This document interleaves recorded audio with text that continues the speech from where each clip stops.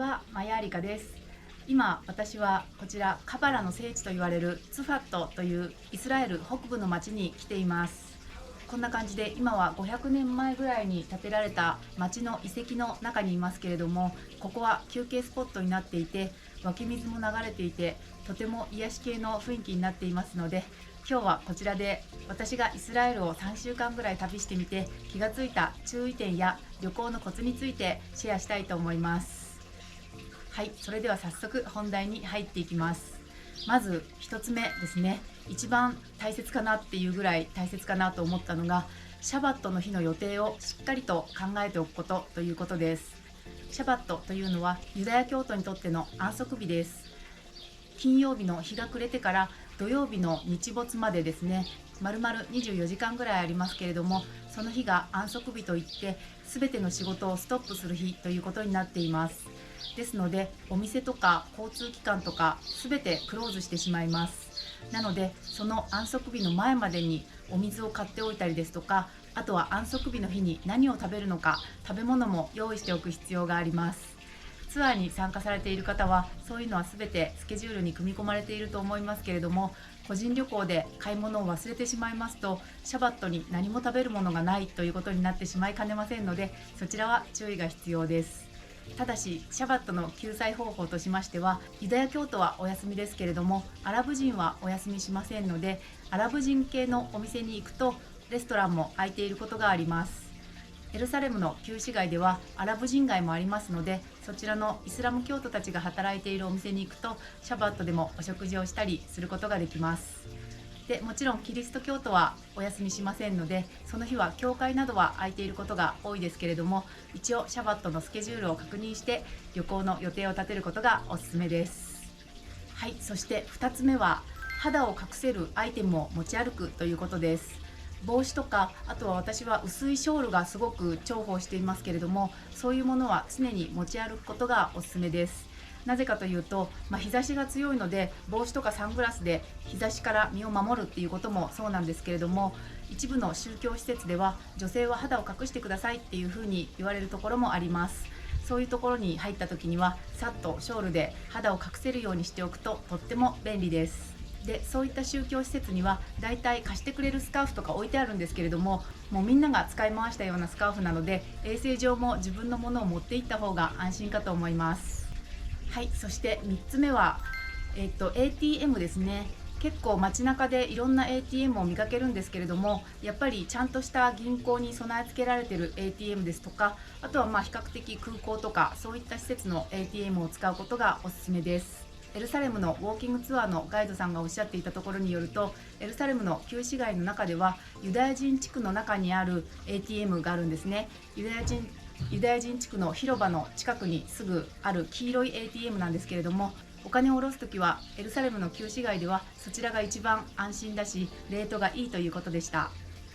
はい、そして4つ目はエルサレムの旧市街でのお土産の買い方ということです。こちらもエルサレムのウォーキングツアーのガイドさんに聞いたんですけれども、お店によっていろんなものを売ってますけれども、結構同じものを売ってたりもするんですね。で値段交渉はやっぱり必須ということです。定価はあってないようなものですので、自分の中でこのぐらいだったら出してもいいかなというのを心に決めながら、そしてそのお店の人と交渉する必要があります。でちょっとでも高いなと思ったら他のお店に行って他の人にも聞いてみるっていうことがおすすめとのことです。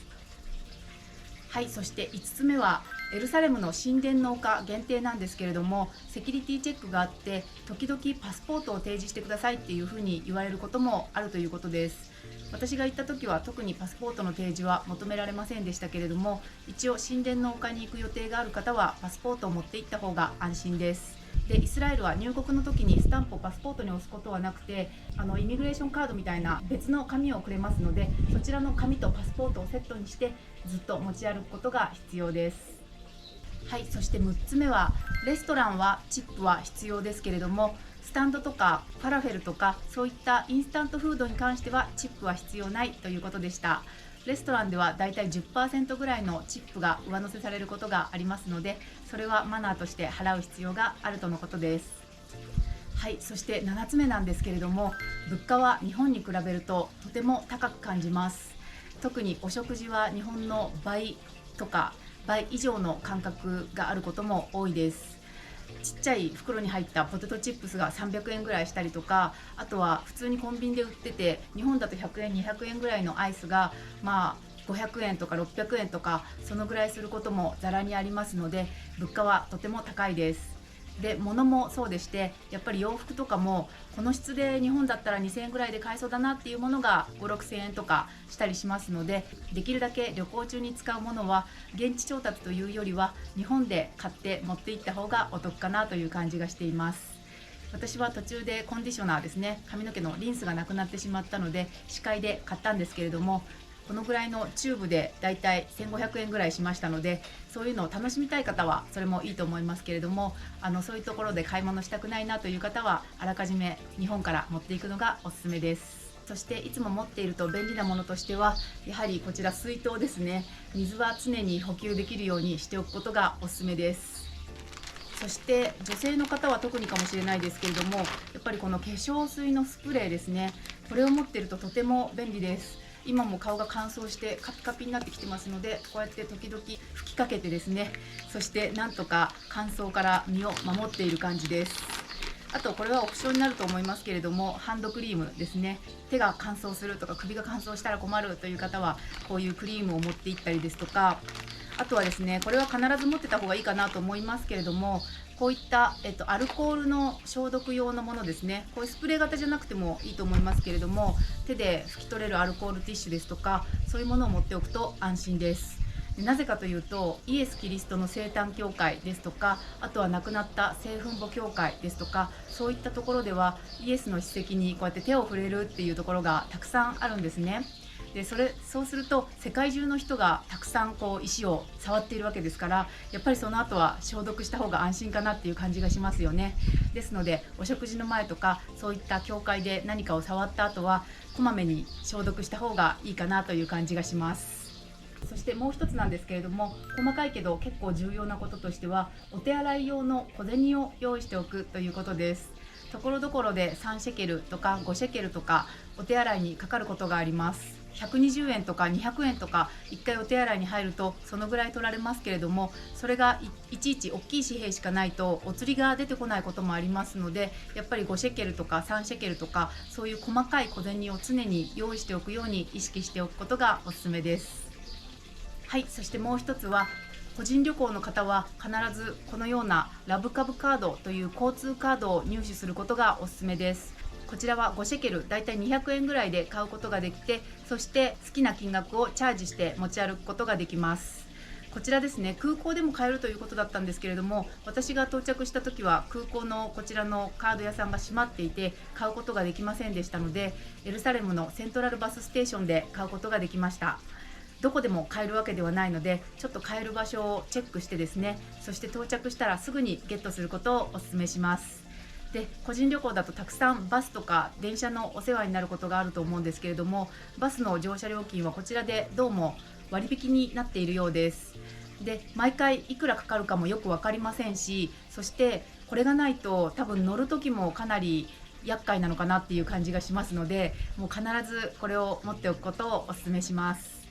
で、こちらのラブカブカードに関しましては払い戻しが不可となっていますので、旅行中にできるだけ使い切るのがおすすめです。有効期限は8年間あるそうなので、8年以内にイスラエルに戻ってくる場合はまた同じラブカブカードを使うことができますので、戻ってくるよっていう方は日本に帰ってもキープしておいてください。